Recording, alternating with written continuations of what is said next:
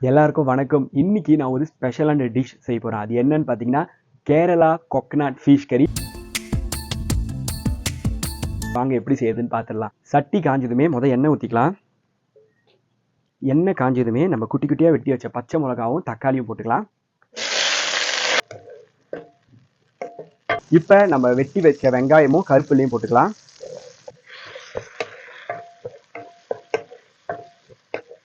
இப்போ நம்ம அரைச்ச இஞ்சி போட்டுக்கலாம். அரை டீஸ்பூன் மிளகு பவுடர் போட்டுக்கலாம். 1 டீஸ்பூன் மிளகாத்தூள், 1 டீஸ்பூன் மஞ்சத்தூள்,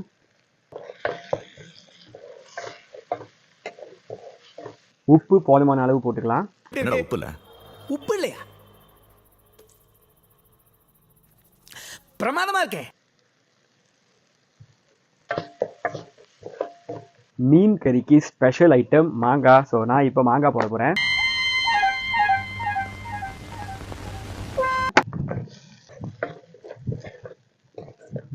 இப்போ நம்ம போதுமான அளவு தண்ணி ஊற்றிக்கலாம்.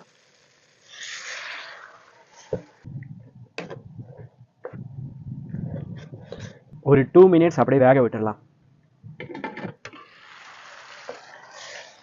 மாங்காவும் மசாலாவும் நல்லா வெந்து வந்துருச்சு. ஸோ அடுத்ததாக நம்ம மெயின் டிஷ் போட்டுக்கலாம், அதாவது மீன் போட்டுக்கலாம்.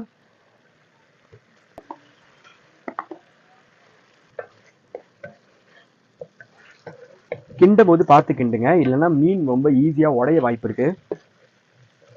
அடுத்தது பார்த்தீங்கன்னா பொடிசாக வெட்டின தேங்காயும் பூண்டும் கூடவே பெரிய சீரகமோ சின்ன சீரகமோ போட்டு பிளேண்ட் பண்ணி வச்சிருக்கேன். ஸோ இப்போ நான் இந்த பிளேண்டை ஊற்ற போகிறேன்.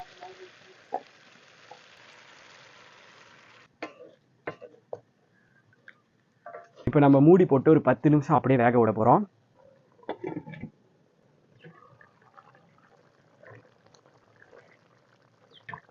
ஃபைனலாக 2 கருப்பில் போட்டு இன்னொரு 5 நிமிஷம் அப்படியே மூடி போட்டு வேக வச்சிடலாம்.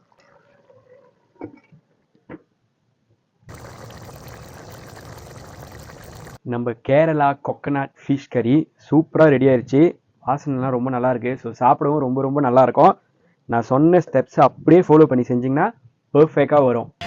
உண்மையிலே சொல்றேன், உன் கை பக்குவத்தை சாப்பிடும்போது எனக்கு எங்க ஆத்தா ஞாபகம் வரும்.